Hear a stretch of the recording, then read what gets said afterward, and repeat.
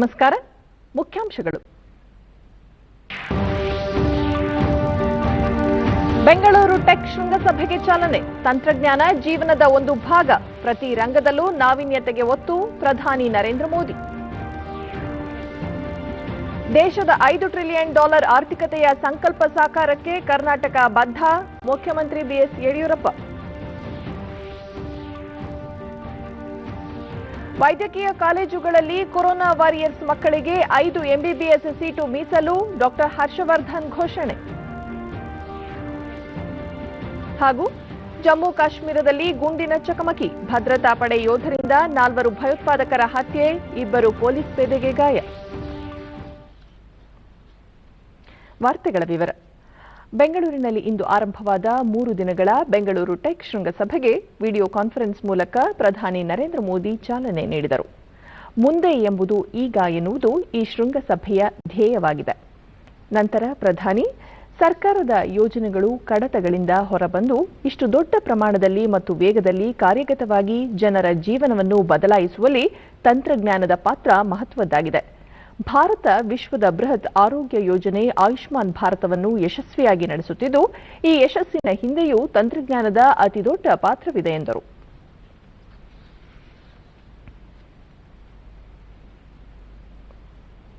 To leap ahead in the information era, we have the best minds as well as the biggest markets. Our local tech solutions have the potential to go global. India is at a sweet spot. It is time for tech solutions that are designed in India but deployed for the world. Friends, our policy decisions are always aimed at liberalizing tech and innovations industry. Recently, as you might have heard, we have eased ಉತ್ತಮ ಸೇವೆಯ ವಿತರಣೆಗಾಗಿ ಕೇಂದ್ರ ಸರ್ಕಾರ ದತ್ತಾಂಶ ವಿಶ್ಲೇಷಣೆಯ ಶಕ್ತಿಯನ್ನು ಸಮರ್ಥವಾಗಿ ಬಳಸಿಕೊಳ್ಳುತ್ತಿದೆ ಎಂದ ಅವರು, ಇಂಟರ್ನೆಟ್ 25 ವರ್ಷಗಳ ಹಿಂದೆಯೇ ಭಾರತಕ್ಕೆ ಬಂದಿತು. ವರದಿಗಳ ರೀತ್ಯ ಇಂಟರ್ನೆಟ್ ಸಂಪರ್ಕ ಇತ್ತೀಚೆಗೆ 750 ದಶಲಕ್ಷದ ಗಡಿ ದಾಟಿದೆ. ಈ ಸಂಖ್ಯೆಯ ಪೈಕಿ ಅರ್ಧದಷ್ಟು ಕಳೆದ 4 ವರ್ಷಗಳಲ್ಲಿ ಸೇರ್ಪಡೆಯಾಗಿದೆ ಎಂದು ನುಡಿದರು. ಇಂದು ತಂತ್ರಜ್ಞಾನ ಜನರ ಜೀವನದ ಭಾಗವಾಗಿದೆ ಎಂದ ಅವರು, ಅತ್ಯಂತ ಕಡಿಮೆ ಅವಧಿಯಲ್ಲಿ ಭಾರತದ ಬೃಹತ್ ಜನಸಂಖ್ಯೆಗೆ ಲಸಿಕೆಯನ್ನು ಹಾಕುವ ಸಾಮರ್ಥ್ಯ ಪಡೆದುಕೊಂಡಿದ್ದರೆ ಅದರಲ್ಲಿ ತಂತ್ರಜ್ಞಾನದ ಪಾತ್ರವಿದೆ. ಭಾರತ ಎಲ್ಲ ರಂಗದಲ್ಲೂ ತಂತ್ರಜ್ಞಾನ ಅಳವಡಿಕೆಗೆ ಆದ್ಯತೆ ನೀಡುತ್ತಿದೆ ಎಂದು ತಿಳಿಸಿದ ಪ್ರಧಾನಿ, ಹ್ಯಾಕಥಾನ್ ಇನ್ಕ್ಯುಬೇಷನ್ ಕೇಂದ್ರಗಳ ಯಶಸ್ಸಿನ ಬಗ್ಗೆಯೂ ಪ್ರಸ್ತಾಪಿಸಿದರು. ಯುವ ಮನಸ್ಸುಗಳು ಒಗ್ಗೂಡಿ ಪ್ರಮುಖ ಸವಾಲುಗಳಿಗೆ ಹ್ಯಾಕಥಾನ್ನಲ್ಲಿ ಪರಿಹಾರ ನೀಡಿರುವುದನ್ನು ಶ್ಲಾಘಿಸಿದರು. ಭಾರತ ನವೋದ್ಯಮಗಳಿಗೆ ಉತ್ತೇಜನ ನೀಡಿದ್ದು, ಪ್ರತಿಕೂಲ ಪರಿಸ್ಥಿತಿಯಲ್ಲೂ ಪ್ರತಿಭೆಗಳು ದೇಶದಲ್ಲಿ ಹೊರಹೊಮ್ಮುತ್ತಿವೆ.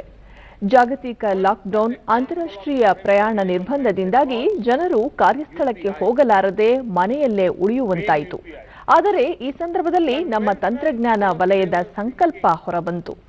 ಎಲ್ಲ ಸಮಸ್ಯೆಗೂ ತಾಂತ್ರಿಕ ಪರಿಹಾರ ಒದಗಿಸಲು ಪ್ರಯತ್ನಿಸಿತು. ಕೋವಿಡ್-19 ಸಾಂಕ್ರಾಮಿಕ ರಸ್ತೆಯ ಒಂದು ತಿರುವು ಹೊರತು ರಸ್ತೆಯ ಕೊನೆಯಲ್ಲ ಎಂಬುದನ್ನು ದೇಶ ನಿರೂಪಿಸಿತು ಎಂದು ಪ್ರಧಾನಿ ಮೆಚ್ಚುಗೆ ವ್ಯಕ್ತಪಡಿಸಿದರು. Where everyone can host their digital payment products and plug in digital payments. This empowered many products. Last month, recorded more than 2 billion transactions. We are doing something similar in the National Digital Health Mission. Some of you may have also heard about the Swamitva scheme. It is an ambitious scheme to give land titles to millions of people in our rural areas. This will also be achieved through technology like drones. This will not only bring an end to many disputes, but also empower people. Once the property rights are given, technology solution can ensure prosperity. Friends, technology is setting the pace for the defense sector to evolve. Earlier, wars were determined by who had better horses and elephants. Then came the era of firepower. Now, technology is playing a very important role in global conflicts. From software to drones to UAVs, technology is redefining the defense sector. Friends, with the rapid increase of tech use, data protection as well as cyber security become very, very important. Our youth can play a big role in devising robust cyber security solutions. Lighting of the lamp.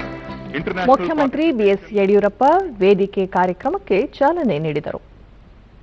2020 indeed goes global. Participating in BTS 2020. ಈ ಸಂದರ್ಭದಲ್ಲಿ ಅವರು India is one of ದೇಶೀಯ the ತಂತ್ರಜ್ಞಾನದ ಮೇಲೆ ಗಮನ ಹರಿಸಿ ಮತ್ತು ಬೇರು ಮಟ್ಟದ ನಾವೀನ್ಯತೆಗೆ ಉತ್ತೇಜನ ನೀಡುವುದರೊಂದಿಗೆ ಆತ್ಮನಿರ್ಭರ ಭಾರತದ ಸಾಕಾರಕ್ಕೆ ಪ್ರಧಾನಿಯವರು ಕರೆ ನೀಡಿದ್ದು, ಕರ್ನಾಟಕ ತನ್ನ ಜನಸ್ನೇಹಿ ನೀತಿಗಳ ಮೂಲಕ ಇದನ್ನು ಸಾಧಿಸುತ್ತದೆ ಎಂದರು.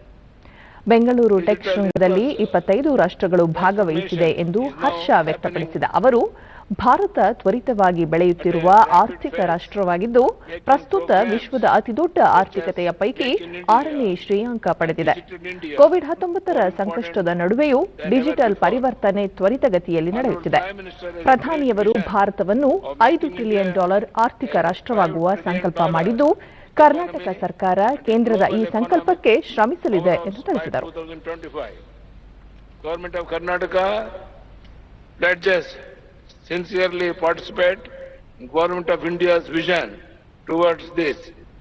We are keen on making Karnataka the most attractive destination for investment, particularly for high-end technologies. Karnataka is one of the most progressive startup ecosystems in India. 4 out of 7 of the Indian startups that become unicorns in the year 2020 are from Bangalore.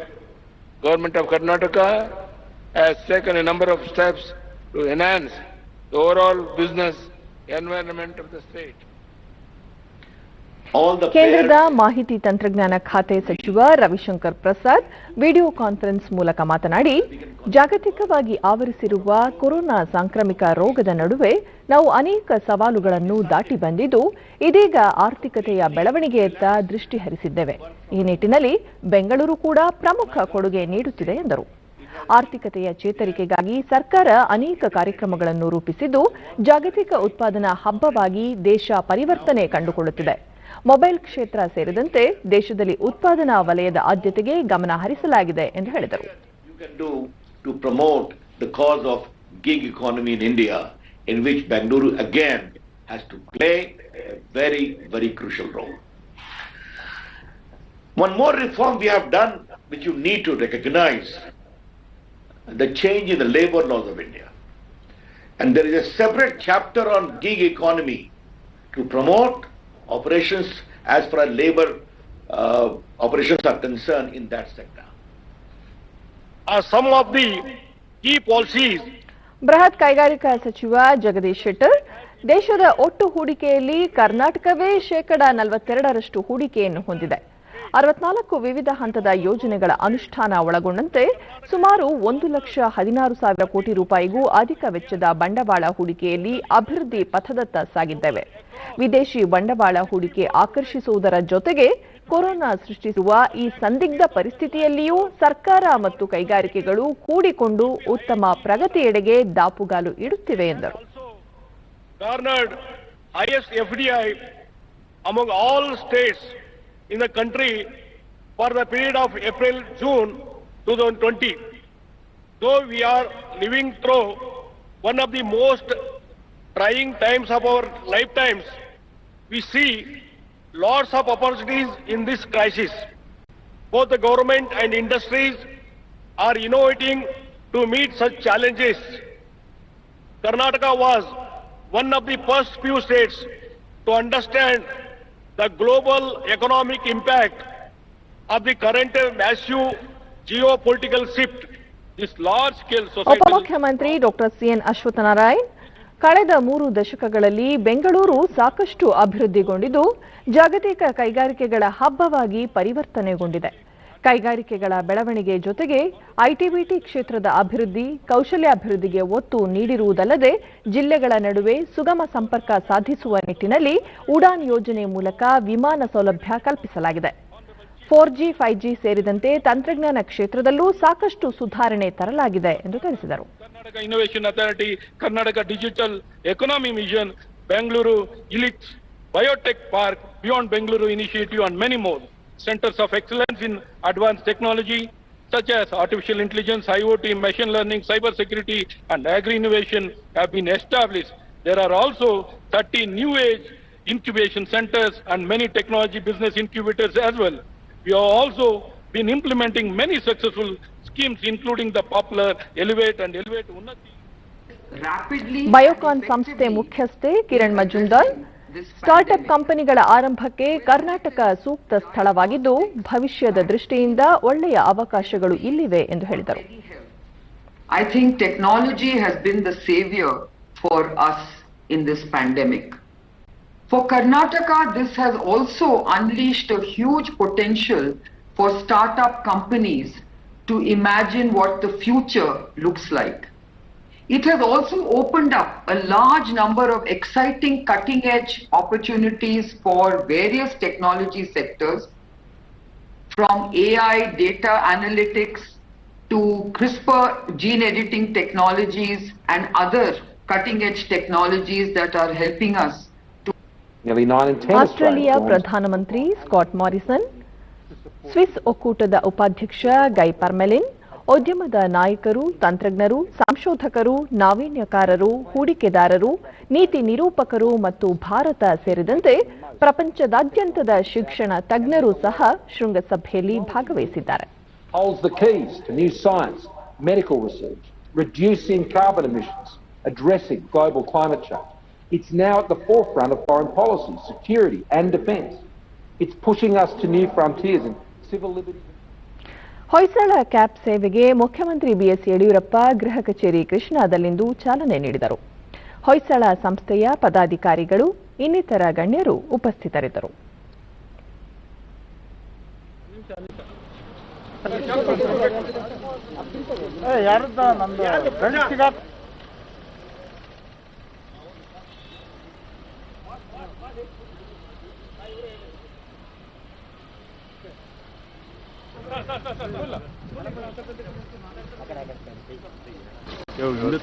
ಈ ಸಂದರ್ಭದಲ್ಲಿ ಮುಖ್ಯಮಂತ್ರಿ ಕೇವಲ ನಗರಗಳಿಗೆ ಸೀಮಿತವಾಗಿದ್ದ cab ಸೇವೆ ಇನ್ನು ಮುಂದೆ ರಾಜ್ಯದ ಎಲ್ಲೆಡೆಯೂ ಲಭ್ಯವಾಗಲಿದೆ.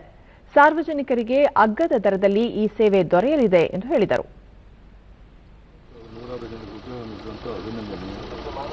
ಕೇವಲ ನಗರಗಳಿಗೆ ಸೀಮಿತವಾಗಿದ್ದ ಕ್ಯಾಬ್ ಸೇವೆ ಇನ್ನು ಮುಂದೆ ರಾಜ್ಯದ ಎಲ್ಲೆಡೆ ದೊರೆಯುತ್ತದೆ. ಸ್ವಾಗತ ಇದೆ ನನಗೆ. ಆ್ಯಪ್ ಮೂಲಕ ರಾಜ್ಯಾದ್ಯಂತ ಬಳಸಬಹುದಾದ ಕ್ಯಾಬ್ ಸರ್ವಿಸ್ ಕಡಿಮೆ ದರದಲ್ಲಿ ಸುಭದ್ರ ಸೇವೆಯ ಭರವಸೆ ನೀಡುವಂತ ಭಾವಿಸುತ್ತೇನೆ. ಹೊಯ್ಸಳ ಸೇವೆ ನಾಡಿನ ಜನರಿಗೆ ಮತ್ತು ಎಂದು ಹಾರೈಸಿ ಮಾತನಾಡಿದ ಏನೇನು ಮಾಡಿ ಕಳಿಸ್ಕೊಡ್ತಾರೆ ಡೆಲಿವರಿ ಕಳಿಸಿದ್ರೆ. ಪ್ರಧಾನಿ ನರೇಂದ್ರ ಮೋದಿ ಮತ್ತು ಲಕ್ಸಂಬರ್ಗ್ ಪ್ರಧಾನಿ ಝೇವಿಯರ್ ಬೆಟೆಲ್ ನಡುವೆ ಇಂದು ಸಂಜೆ ವರ್ಚುವಲ್ ಶೃಂಗಸಭೆ ನಡೆಯಲಿದೆ. ಕಳೆದ 2 ದಶಕಗಳ ನಂತರ ಇದೇ ಮೊದಲ ಬಾರಿಗೆ ಭಾರತ ಮತ್ತು ಲಕ್ಸಂಬರ್ಗ್ ನಾಯಕರ ನಡುವೆ ಈ ಮಹತ್ವದ ಸಭೆ ಆಯೋಜನೆಗೊಂಡಿದೆ. ಜಾಗತಿಕವಾಗಿ ಕೋವಿಡೋತ್ತರ ನಂತರದಲ್ಲಿ ಭಾರತ ಮತ್ತು ಲಕ್ಸಂಬರ್ಗ್ ನಡುವೆ ಸಹಕಾರ ಬಲವರ್ಧನೆ ಹಾಗೂ ದ್ವಿಪಕ್ಷೀಯ ಬಾಂಧವ್ಯ ಸೇರಿದಂತೆ ಅನೇಕ ಪ್ರಮುಖ ವಿಷಯಗಳ ಕುರಿತು ಉಭಯ ದೇಶಗಳ ಪ್ರಧಾನಮಂತ್ರಿಗಳು ಸಮಾಲೋಚನೆ ನಡೆಸಲಿದ್ದಾರೆ. ಇದೇ ಸಂದರ್ಭದಲ್ಲಿ ಪರಸ್ಪರ ಹಿತಾಸಕ್ತಿಗೆ ಸಂಬಂಧಿಸಿದಂತೆ ಅಂತಾರಾಷ್ಟ್ರೀಯ ಕುರಿತ ಪ್ರಮುಖ ವಿಷಯಗಳ ಕುರಿತು ಸಹ ನರೇಂದ್ರ ಮೋದಿ ಮತ್ತು ಝೇವಿಯರ್ ಬೆಟೆಲ್ ನಡುವೆ ಚರ್ಚೆ ನಡೆಯಲಿದೆ. ಪ್ರಸಕ್ತ ಸಾಲಿನಲ್ಲಿ ರಾಜ್ಯದ ಎಲ್ಲ ಸಹಕಾರಿ ಬ್ಯಾಂಕ್ಗಳ ಮೂಲಕ ರೈತರಿಗೆ 15,300 ಕೋಟಿ ರೂಪಾಯಿ ಸಾಲ ನೀಡಲು ತೀರ್ಮಾನಿಸಲಾಗಿದೆ ಎಂದು ಸಹಕಾರ ಸಚಿವ ಎಸ್ಟಿ ಸೋಮಶೇಖರ್ ಬೆಳಗಾವಿಯಲ್ಲಿ ನಿನ್ನೆ ತಿಳಿಸಿದ್ದಾರೆ. 67ನೇ ಅಖಿಲ ಭಾರತ ಸಹಕಾರ ಸಪ್ತಾಹ ಅಂಗವಾಗಿ ಆಯೋಜಿಸಿದ್ದ ಸಮಾರಂಭದಲ್ಲಿ ಅವರು ಆತ್ಮನಿರ್ಭರ ಭಾರತ ಯೋಜನೆಯಡಿ ಆರ್ಥಿಕ ನೆರವು ನೀಡುವಂತೆ ಕೇಂದ್ರ ಸರ್ಕಾರಕ್ಕೆ ಈಗಾಗಲೇ ಕೋರಲಾಗಿದೆ. ಲಾಕ್ಡೌನ್ ಸಂದರ್ಭದಲ್ಲಿ ಆರ್ಥಿಕ ಸಂಕಷ್ಟಕ್ಕೆ ಒಳಗಾದ ರೈತರು, ಸಣ್ಣ ಉದ್ಯಮಿಗಳಿಗೆ 4 ಹಂತಗಳ ಮೂಲಕ ಸಾಲ ಒದಗಿಸಲಾಗುವುದು ಎಂದರು. ಬಡವರ ಬಂಧು ಯೋಜನೆಯಲ್ಲಿ ಕೊಡ್ತಕ್ಕಂತಹದ್ದು, ಕಾಯಕ ಯೋಜನೆ, ಸ್ತ್ರೀಶಕ್ತಿ ಮತ್ತು ಸ್ವಸಹಾಯ ಗುಂಪುಗಳಿಗೆ ಸಾಲವನ್ನು 0% ಅಲ್ಲಿ ಸಾಲವನ್ನು ಕೊಡ್ತಕ್ಕಂತಹದ್ದು, SC ಜನಾಂಗದವರಿಗೆ ಸಾಲವನ್ನು ಕೊಡ್ತಕ್ಕಂಥದ್ದು, ರೈತರಿಗೆ ಅಲ್ಪಾವಧಿ, ಮಧ್ಯಮಾವಧಿ, ದೀರ್ಘಾವಧಿ ಈ ಸಾಲವನ್ನು ಕೊಡ್ತಕ್ಕಂಥದ್ದಕ್ಕೆ ಸುಮಾರು 15,300 ಕೋಟಿ ಹಣವನ್ನ ಎಲ್ಲ ಡಿಸಿಸಿ ಬ್ಯಾಂಕ್ ಮುಖಾಂತರ ವ್ಯವಸ್ಥೆಯನ್ನು ಮಾಡಿದ್ದೇವೆ. ಸುಮಾರು 1,750 ಕೋಟಿ ಹಣವನ್ನ ನಬಾರ್ಡ್ ಅವರು ವಿಶೇಷವಾಗಿ ಡಿಸಿಸಿ ಬ್ಯಾಂಕಿಗೆ ಕೊಟ್ಟಿದ್ದಾರೆ. ಅದೆಲ್ಲವನ್ನ ಎಲ್ಲ ಡಿಸಿಸಿ ಬ್ಯಾಂಕ್ಗಳಿಗೆ ಟ್ರಾನ್ಸ್ಫರ್ ಮಾಡಿ ಅವರ ಮುಖಾಂತರ ರೈತರಿಗೆ, ಅತಿ ಸಣ್ಣ ರೈತರಿಗೆ,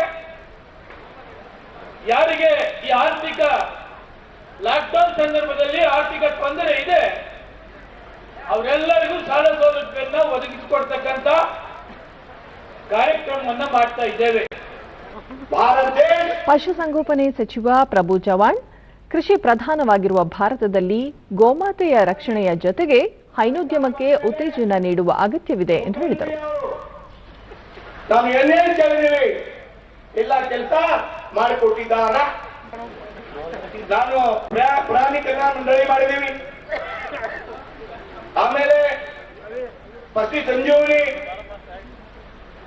ಆಂಬುಲೆನ್ಸ್ ಏನಾದ್ರೆ 108 ಈಕ್ವಲ್ ಟು 1962 ಕರ್ನಾಟಕ ಇತಿಹಾಸದಲ್ಲಿ ಗೋಮಾತಾ ರಕ್ಷಣೆಗಾಗಿ ಫಸ್ಟ್ ನಾನು 1962 ಆಂಬುಲೆನ್ಸ್ ಕೊಟ್ಟಿದ್ದೀನಿ.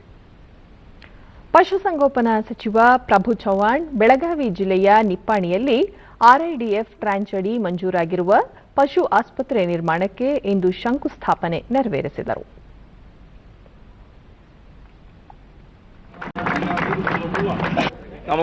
ಬಳಿಕ ಮಾತನಾಡಿದ ಅವರು, ಗೋವುಗಳ ರಕ್ಷಣೆಗಾಗಿ ಪ್ರಾಣಿ ಕಲ್ಯಾಣ ಮಂಡಳಿ ರಚಿಸಿದ್ದೇವೆ. ಪಶು ಸಂಜೀವಿನಿ ಯೋಜನೆಯನ್ನು ರಾಜ್ಯದ ಎಲ್ಲ ಜಿಲ್ಲೆಗಳಲ್ಲಿ ಅನುಷ್ಠಾನಗೊಳಿಸಿದ್ದು ಈಗಾಗಲೇ 15 ಆಂಬ್ಯುಲೆನ್ಸ್ಗಳು ಪ್ರತಿ ಗ್ರಾಮಗಳಿಗೆ ತೆರಳಿ ಸೇವೆ ಒದಗಿಸುತ್ತಿವೆ ಎಂದರು. ಮರಾಠ ಮತ್ತು ವೀರಶೈವ ಲಿಂಗಾಯತ ಅಭಿವೃದ್ಧಿ ಪ್ರಾಧಿಕಾರ ಸ್ಥಾಪನೆ ಕುರಿತು ಪ್ರಶ್ನೆಯೊಂದಕ್ಕೆ ಎಲ್ಲರ ಅಭಿವೃದ್ಧಿಗೆ ಅನುಗುಣವಾಗಿ ಮುಖ್ಯಮಂತ್ರಿ ಬಿಎಸ್ ಯಡಿಯೂರಪ್ಪ ಕ್ರಮ ಕೈಗೊಳ್ಳಲಿದ್ದಾರೆ ಎಂದರು. ಎಲ್ಲ ಜಿಲ್ಲೆ ಒಳಗ ಪಶು ಸಂಜೀವನಿ 1962 ಮಾಡಿದ್ರೆ ರೈತರಿಗೆ ಮನೆ ಬಾಗಿಲಿಕ್ಕೆ ನಮ್ಮ ಆಂಬುಲೆನ್ಸ್ ಹೋಗುತ್ತೆ. ಏನ್ ಬಿ ಸರ್ಜರಿ ಆಗಲಿ, ಸ್ಕ್ಯಾನಿಂಗ್ ಆಗಲಿ ಎಲ್ಲ ಇಕ್ವಿಪ್ಮೆಂಟ್ ಮಾಡಿ 15 ಕೊಟ್ಟಿದ್ದೀವಿ. ಮುಂದೆ 15 ಬುಕ್ ಮಾಡಿದ್ದೀವಿ. ಬೆಂಗಳೂರು ಸಲುವಾಗಿ 10 ಮಾಡಿದ್ದೀವಿ. 35 ಆಂಬುಲೆನ್ಸ್ ಎಲ್ಲ ಜಿಲ್ಲೆನಲ್ಲಿ ಓಡಾಡ್ತಾ ಇದ್ದಾರೆ. ಆಮೇಲೆ ನಾನು ಗೋಹತ್ಯೆ ನಿಷೇಧ ಕಾಯ್ದೆ ಕೂಡ ಈ ಹಿಂದೆ ಮಾಡೋಕ್ಕೂ ಪ್ಲಾನ್ ಇತ್ತು, ಬಟ್ ಕೋವಿಡ್ಗಾಗಿ ಕೊರೋನಾ ಕಾಲದಲ್ಲಿ ಜೀವದ ಹಂಗು ತೊರೆದು ಜನರ ಜೀವ ಉಳಿಸಲು ಹೋರಾಡುತ್ತಿರುವ ಕೋವಿಡ್ ಯೋಧರ ಮಕ್ಕಳಿಗೆ ವೈದ್ಯಕೀಯ ಕಾಲೇಜುಗಳಲ್ಲಿ 5 MBBS ಸೀಟುಗಳನ್ನು ಮೀಸಲಿಡಲಾಗುವುದು ಎಂದು ಕೇಂದ್ರ ಆರೋಗ್ಯ ಮತ್ತು ಕುಟುಂಬ ಕಲ್ಯಾಣ ಸಚಿವ ಡಾ ಹರ್ಷವರ್ಧನ್ ತಿಳಿಸಿದ್ದಾರೆ. ಕೋವಿಡ್ ನಿಯಂತ್ರಣ ಮುನ್ನೆಚ್ಚರಿಕೆ, ಧನಾತ್ಮಕ ಪ್ರವೃತ್ತಿ, ಮಾರ್ಗಸೂಚಿಯ ಪಾಲನೆಯಲ್ಲೇ ಇದ್ದು ಪ್ರತಿಯೊಬ್ಬರೂ ಇದಕ್ಕೆ ಕೊಡುಗೆ ನೀಡಬಹುದು ಎಂದರು. ಕೋವಿಡ್ ಕುರಿತಂತೆ ಜನಜಾಗೃತಿ ಮೂಡಿಸಿದರೆ ಮಾರಕ ಕೊರೋನಾ ಇಡೀ ಮಾನವ ಕುಲವನ್ನೇ ನಲುಗಿಸಿದ್ದು ಜನರು ಸರಿಯಾದ ಕ್ರಮಗಳನ್ನು ಅನುಸರಿಸಿದರೆ ಸಾಂಕ್ರಾಮಿಕದಿಂದ ರಕ್ಷಿಸಿಕೊಳ್ಳಬಹುದಾಗಿದೆ. ಇದಕ್ಕೆ ವ್ಯಕ್ತಿಗತ ಅಂತರ ಕಾಯ್ದುಕೊಳ್ಳುವುದು, ಸರಿಯಾಗಿ ಮಾಸ್ಕ್ ಧರಿಸುವುದು ಮತ್ತು ಕರನೈರ್ಮಲ್ಯ ಕಾಪಾಡಿಕೊಳ್ಳುವುದು ಅತಿ ಮುಖ್ಯ ಎಂದರು.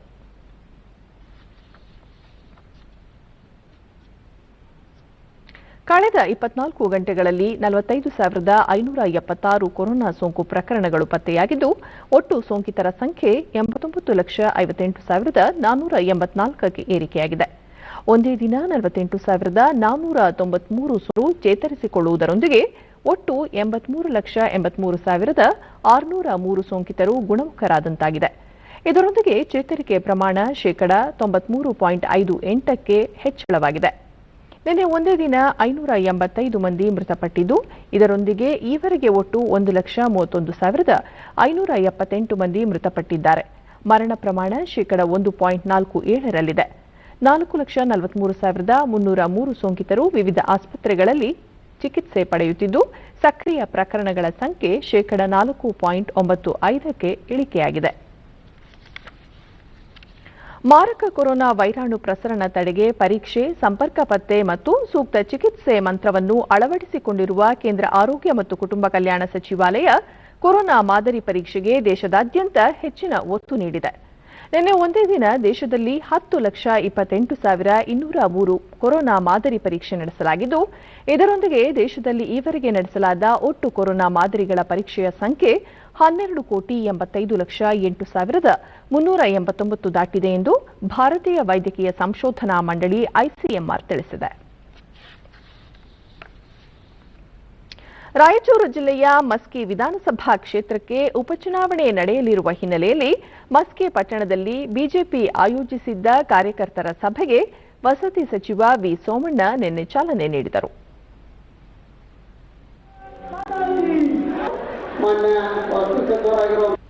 ನಂತರ ಅವರು ಮಸ್ಕಿ ಕ್ಷೇತ್ರದ ಅಭಿವೃದ್ಧಿಗೆ ಈಗಾಗಲೇ ಹಲವು ಯೋಜನೆಗಳನ್ನು ಕೈಗೊಳ್ಳಲಾಗಿದೆ.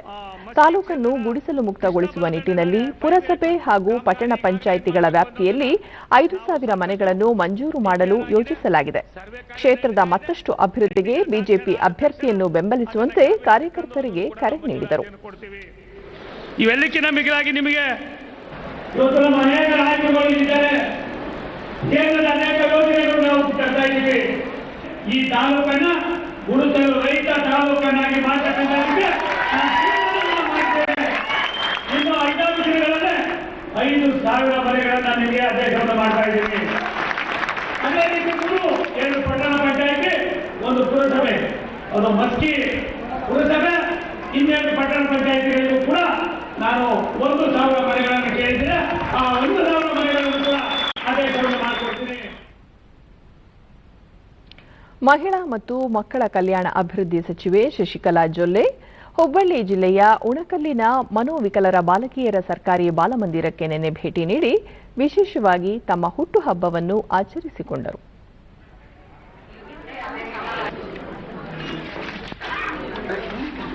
ವಿಶೇಷ ಚೇತನರ ಮಕ್ಕಳೊಂದಿಗೆ ಕೆಲಹೊತ್ತು ಬೆರೆತ ಅವರು ಮಕ್ಕಳು ನಿರ್ಮಿಸಿದ ಕರಕುಶಲ ವಸ್ತುಗಳನ್ನು ವೀಕ್ಷಿಸಿದರು.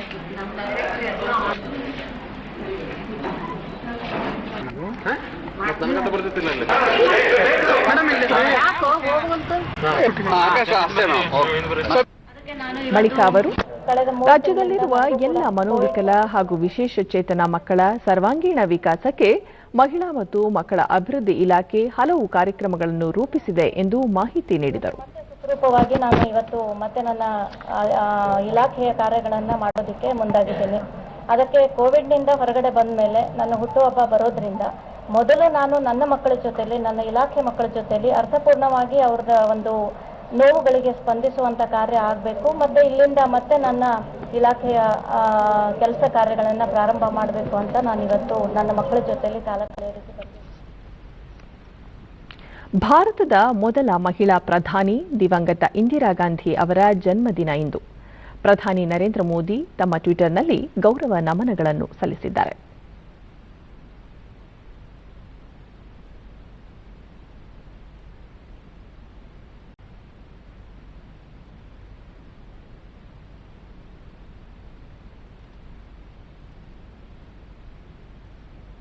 ಮುಖ್ಯಮಂತ್ರಿ ಬಿಎಸ್ ಯಡಿಯೂರಪ್ಪ ತಮ್ಮ ಟ್ವೀಟ್ ಸಂದೇಶದ ಮೂಲಕ ಗೌರವ ನಮನ ಸಲ್ಲಿಸಿದ್ದಾರೆ.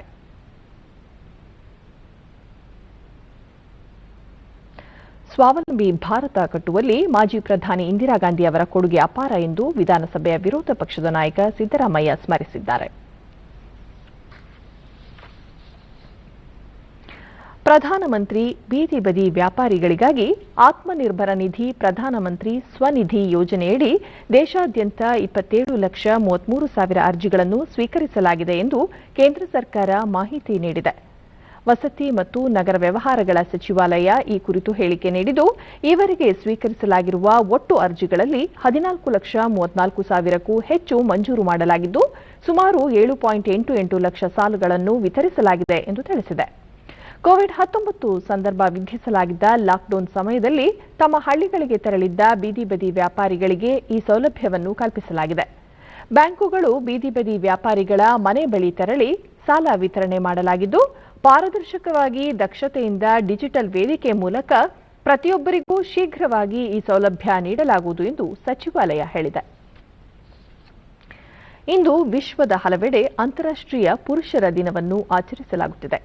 ಈ ದಿನದಂದು ಪುರುಷರ ಹಾಗೂ ತರುಣರ ಸಾಧನೆ, ಸಮಾಜದ ಒಳಿತಿಗೆ ನೀಡಿರುವ ಕೊಡುಗೆಗಳನ್ನು ಸ್ಮರಿಸಲಾಗುತ್ತದೆ. ಮುಖ್ಯವಾಗಿ ಮಾನವೀಯ ಮೌಲ್ಯಗಳನ್ನು ಪ್ರೋತ್ಸಾಹಿಸಲಾಗುತ್ತದೆ. ನವೆಂಬರ್ 19ರಂದು ಸುಮಾರು 44 ರಾಷ್ಟ್ರಗಳು ಪುರುಷರ ದಿನವನ್ನು ಆಚರಿಸುತ್ತವೆ. ದೈನಂದಿನ ಜೀವನದಲ್ಲಿ ಪುರುಷರಿಗೆ ಬಾಧಿಸುವ ಸಮಸ್ಯೆಗಳ ಕುರಿತು ಹಲವೆಡೆ ಜಾಗೃತಿ ಕಾರ್ಯಕ್ರಮಗಳನ್ನು ಹಮ್ಮಿಕೊಳ್ಳಲಾಗಿದೆ. ಪುರುಷ ಹಾಗೂ ತರುಣರ ಜೀವನದಲ್ಲಿ ಬದಲಾವಣೆ ಈ ವರ್ಷದ ಘೋಷವಾಕ್ಯವಾಗಿದೆ.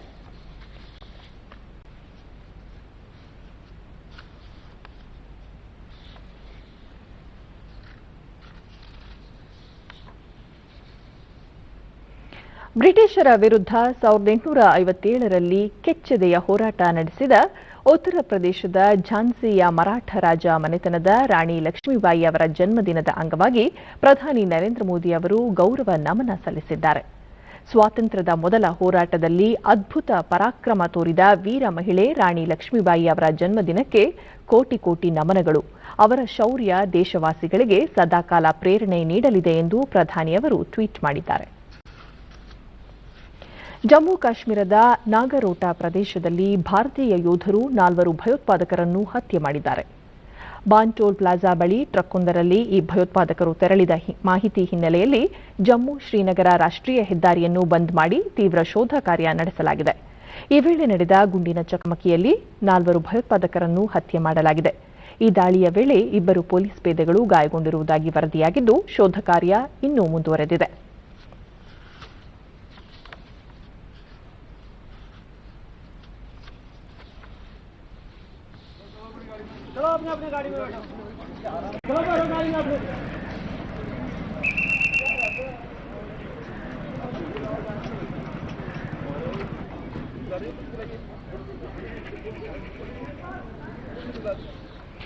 ಇಂದು ವಿಶ್ವ ಶೌಚಾಲಯ ದಿನ.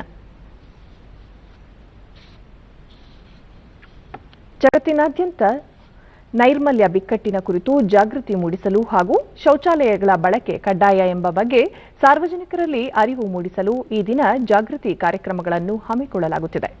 ಕೇಂದ್ರ ಜಲಶಕ್ತಿ ಸಚಿವಾಲಯದ ಕುಡಿಯುವ ನೀರು ಮತ್ತು ನೈರ್ಮಲ್ಯ ಇಲಾಖೆಯ ಆಶ್ರಯದಲ್ಲಿ ಸ್ವಚ್ಛ ಭಾರತ್ ಅಭಿಯಾನ ಗ್ರಾಮೀಣ ಅಡಿಯಲ್ಲಿ ಇಂದು ಕಾರ್ಯಕ್ರಮ ಆಯೋಜಿಸಲಾಗಿದೆ. ಬಯಲು ಬಹಿರ್ದೆಸೆ ಮುಕ್ತ ಭಾರತ ನಿರ್ಮಾಣ ಮಾಡುವುದು ಪ್ರಧಾನಿ ನರೇಂದ್ರ ಮೋದಿ ಅವರ ಕನಸಾಗಿದೆ. ಈ ದಿಸೆಯಲ್ಲಿ ವಿಶ್ವ ಶೌಚಾಲಯ ದಿನದಂದು ಶೌಚಾಲಯದ ಅಗತ್ಯತೆ ಬಗ್ಗೆ ಜಾಗೃತಿ ಮೂಡಿಸಲಾಗುತ್ತಿದೆ. 2012ನೇ ಸಾಲಿನ ನವೆಂಬರ್ 19ರಂದು ವಿಶ್ವಸಂಸ್ಥೆ ಮೊದಲ ಬಾರಿಗೆ ಅಧಿಕೃತವಾಗಿ ವಿಶ್ವ ಶೌಚಾಲಯ ದಿನ ಘೋಷಣೆ ಮಾಡಿತ್ತು. ಅಂದಿನಿಂದ ಪ್ರತಿ ವರ್ಷ ಈ ದಿನ ಆಚರಿಸಿಕೊಂಡು ಬರಲಾಗುತ್ತಿದೆ. ಕೇಂದ್ರ ಜಲಶಕ್ತಿ ಸಚಿವ ಗಜೇಂದ್ರ ಸಿಂಗ್ ಶೇಖಾವತ್ ಅವರು ಇಂದು ನೈರ್ಮಲ್ಯ ಕಾಪಾಡುವಲ್ಲಿ ಉತ್ತಮ ಸಾಧನೆ ಮಾಡಿದ ಜಿಲ್ಲೆಗಳು ಮತ್ತು ರಾಜ್ಯಗಳನ್ನು ಗುರುತಿಸಿ ಸ್ವಚ್ಛತಾ ಪುರಸ್ಕಾರ ನೀಡಿ ಗೌರವಿಸಲಿದ್ದಾರೆ. ವಿಶ್ವ ಶೌಚಾಲಯ ದಿನದ ಅಂಗವಾಗಿ ನೈರ್ಮಲ್ಯದ ಮಹತ್ವದ ಬಗ್ಗೆ ಉಪರಾಷ್ಟ್ರಪತಿ ಎಂ ವೆಂಕಯ್ಯನಾಯ್ಡು ಪ್ರತಿಪಾದಿಸಿದ್ದಾರೆ. ಟ್ವೀಟ್ ಸಂದೇಶದಲ್ಲಿ ಅವರು ಈ ಸಂದರ್ಭದಲ್ಲಿ ಭಾರತವನ್ನು ಬಯಲು ಶೌಚಮುಕ್ತ ರಾಷ್ಟ್ರವನ್ನಾಗಿಸುವ ನಮ್ಮ ಬದ್ಧತೆಯನ್ನು ಪುನರುಚ್ಚರಿಸೋಣ. ಕಳಪೆ ನೈರ್ಮಲ್ಯ ಅಪೌಷ್ಟಿಕತೆ ಮತ್ತು ರೋಗದ ಹೆಚ್ಚಳಕ್ಕೆ ಹಾಗೂ ರೋಗ ಪ್ರಸರಣದ ಅಪಾಯ ಹೆಚ್ಚಿಸುತ್ತದೆ ಎಂದು ತಿಳಿಸಿದ್ದಾರೆ. ಆರೋಗ್ಯಪೂರ್ಣ ಸಮುದಾಯಕ್ಕೆ ಮತ್ತು ಆರೋಗ್ಯವಂತ ರಾಷ್ಟ್ರಕ್ಕಾಗಿ ನೈರ್ಮಲ್ಯ ಮತ್ತು ಸ್ವಚ್ಛತೆ ನಮ್ಮ ಆದ್ಯತೆಯಾಗಿರಬೇಕು ಎಂದು ಹೇಳಿದ್ದಾರೆ. ಕರ್ನಾಟಕ ಬಯಲಾಟ ಅಕಾಡೆಮಿ ಅಧ್ಯಕ್ಷರಾದ ಹಿರಿಯ ರಂಗಕರ್ಮಿ ಡಾಕ್ಟರ್ ಟಿಬಿ ಸೊಲಬಕ್ಕನವರ್ ಮಧ್ಯರಾತ್ರಿ ನಿಧನ ಹೊಂದಿದ್ದಾರೆ. ಅವರಿಗೆ 73 ವರ್ಷ ವಯಸ್ಸಾಗಿತ್ತು. ಹಾವೇರಿ ಜಿಲ್ಲೆಯ ಶಿವಮೊಗ್ಗ ತಾಲೂಕಿನವರಾದ ಸೊಲಬಕ್ಕನವರ್ ಕಳೆದ ಕೆಲವು ದಿನಗಳಿಂದ ಅನಾರೋಗ್ಯಕ್ಕೆ ಒಳಗಾಗಿದ್ದು ಹುಬ್ಬಳ್ಳಿಯ ಖಾಸಗಿ ಆಸ್ಪತ್ರೆಯಲ್ಲಿ ಚಿಕಿತ್ಸೆ ಪಡೆಯುತ್ತಿದ್ದರು. ಬೋಟಗೋಡಿಯ ರಾಕ್ ಗಾರ್ಡನ್ ರೂವಾರಿಯೂ ಆಗಿದ್ದ ಅವರು ಕರ್ನಾಟಕ ಬಯಲಾಟಕ್ಕೆ ಮಹತ್ವದ ಕೊಡುಗೆ ನೀಡಿದ್ದಾರೆ. ಮೃತರ ಅಂತ್ಯಕ್ರಿಯೆ ಇಂದು ಮಧ್ಯಾಹ್ನ ರಾಕ್ ಗಾರ್ಡನ್ ಪಕ್ಕ ನೆರವೇರಲಿದೆ ಎಂದು ಕುಟುಂಬದವರು ತಿಳಿಸಿದ್ದಾರೆ. ಸೊಲಬಕ್ಕನವರ್ ನಿಧನಕ್ಕೆ ಅನೇಕ ಗಣ್ಯರು ಶೋಕ ವ್ಯಕ್ತಪಡಿಸಿದ್ದಾರೆ. ಗೃಹ ಸಚಿವ ಬಸವರಾಜ ಬೊಮ್ಮಾಯಿ, ಹಿರಿಯ ದೊಡ್ಡಾಟ ಕಲಾವಿದ, ಜಾನಪದ ಕಲಾವಿದ ಡಾ ಟಿಬಿ ಸೊಲಬಕ್ಕನವರ್ ನಿಧನದ ಸುದ್ದಿ ದುಃಖ ತಂದಿದೆ. ಅವರ ಕುಟುಂಬ ವರ್ಗಕ್ಕೆ ನೋವು ಭರಿಸುವ ಶಕ್ತಿ ದೊರೆಯಲಿ ಎಂದು ಪ್ರಾರ್ಥಿಸುವುದಾಗಿ ಟ್ವೀಟ್ ಮಾಡಿದ್ದಾರೆ. ಕೊನೆಯಲ್ಲಿ ಮತ್ತೊಮ್ಮೆ ಮುಖ್ಯಾಂಶಗಳು. ಬೆಂಗಳೂರು ಟೆಕ್ ಶೃಂಗಸಭೆಗೆ ತಂತ್ರಜ್ಞಾನ ಜೀವನದ ಒಂದು ಭಾಗ, ಪ್ರತಿ ರಂಗದಲ್ಲೂ ನಾವೀನ್ಯತೆಗೆ ಒತ್ತು, ಪ್ರಧಾನಿ ನರೇಂದ್ರ ಮೋದಿ. ದೇಶದ $5 ಟ್ರಿಲಿಯನ್ ಆರ್ಥಿಕತೆಯ ಸಂಕಲ್ಪ ಸಾಕಾರಕ್ಕೆ ಕರ್ನಾಟಕ ಬದ್ಧ, ಮುಖ್ಯಮಂತ್ರಿ ಬಿಎಸ್ ಯಡಿಯೂರಪ್ಪ.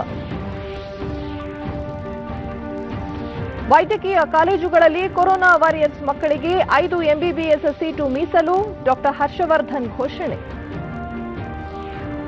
ಹಾಗೂ ಜಮ್ಮು ಕಾಶ್ಮೀರದಲ್ಲಿ ಗುಂಡಿನ ಚಕಮಕಿ, ಭದ್ರತಾ ಪಡೆ ಯೋಧರಿಂದ 4 ಭಯೋತ್ಪಾದಕರ ಹತ್ಯೆ, 2 ಪೊಲೀಸ್ ಪೇದೆಗೆ ಗಾಯ. ನಮ್ಮ ವಾರ್ತಾ ಪ್ರಸಾರವನ್ನು ನೀವು ಡಿಡಿ ಚಂದನ ನ್ಯೂಸ್ ಯೂಟ್ಯೂಬ್ ಚಾನೆಲ್ನಲ್ಲೂ ವೀಕ್ಷಿಸಬಹುದು.